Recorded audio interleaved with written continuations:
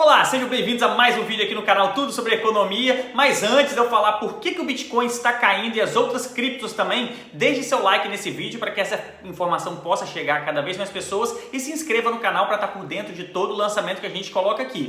Para vocês entenderem o motivo das criptos em geral estarem caindo, eu vou enumerar vários e entender se esse é um cenário que ele é especulativo ou um cenário realmente macroeconômico. Então, quando você pega a macroeconomia, a gente teve alguns fatores em 2022 que levaram com que o Bitcoin caísse e não fosse tratado como uma reserva de valor igual ele sempre foi.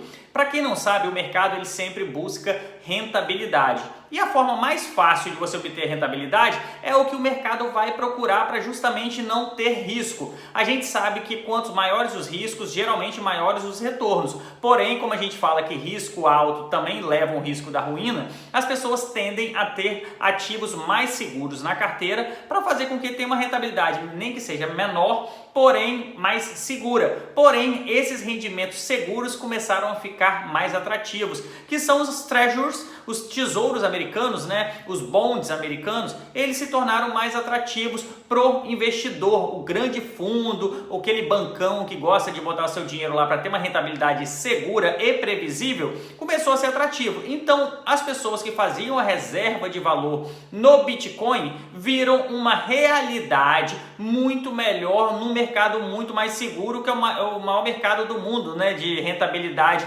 fixa, que são os tesouros americanos. Quando você vê um movimento de saída, principalmente dos grandes investidores, isso faz com que haja um movimento de venda muito grande, levando o preço do Bitcoin, das altcoins, enfim, todo esse mercado de cripto para baixo. Então esse é o motivo número 1. O motivo número 2 é, se você tem uma guerra acontecendo, igual está acontecendo a guerra Rússia-Ucrânia, no início o Bitcoin teve até uma alta, porque várias pessoas procuraram Bitcoin para doar Bitcoin para a Ucrânia. Isso fez com que o preço subisse.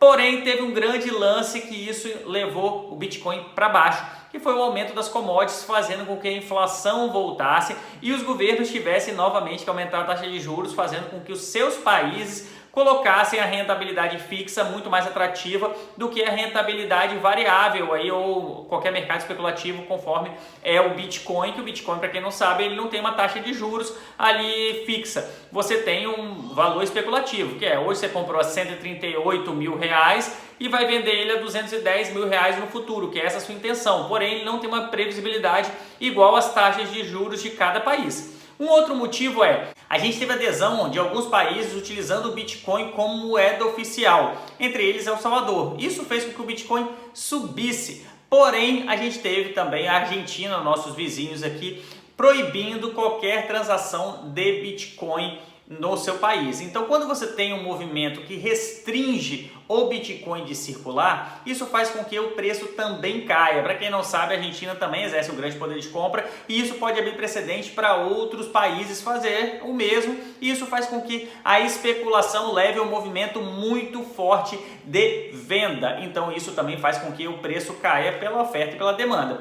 Mas Douglas, o que está acontecendo hoje no cenário? Está tendo menos mineração? Como que está o ciclo de halving? O ciclo de halving, para quem não sabe, é um movimento que tem de 4 em 4 anos, quando o Bitcoin, a mineração é cortada pela metade, porque o Bitcoin tem um valor fixo, de quantidade de Bitcoin que tem produzindo, então esse valor é reduzido pela metade a cada 4 anos, que são os ciclos de halving.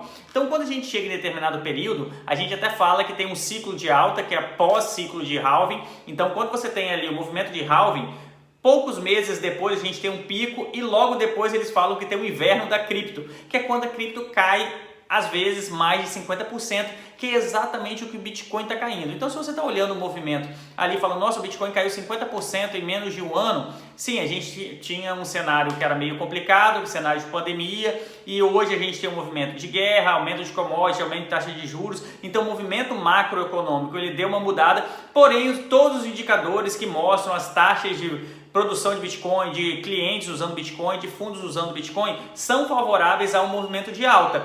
Porém, quando a gente vê o movimento de baixa, a gente também tem um cenário que ele é muito forte por conta justamente da saída dos grandes fundos e migração para a renda fixa.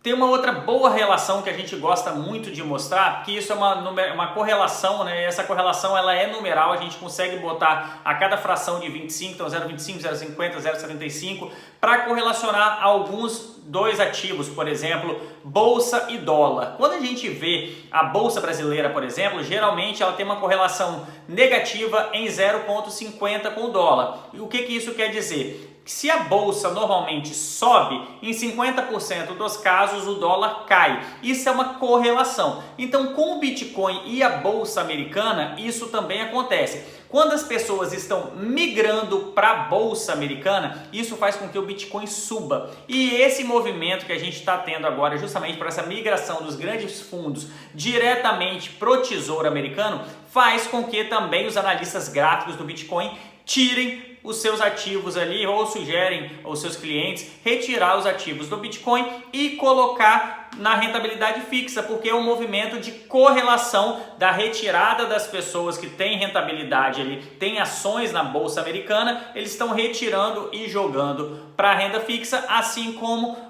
com certeza os grandes gestores aí, analistas gráficos, estão sugerindo por essa relação, com essa correlação da bolsa e do Bitcoin.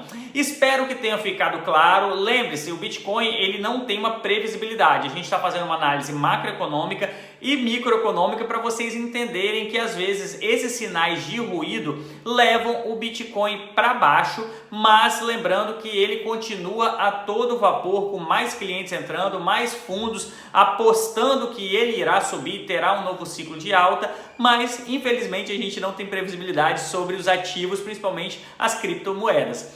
Muito obrigado, pessoal, até mais, tchau, tchau!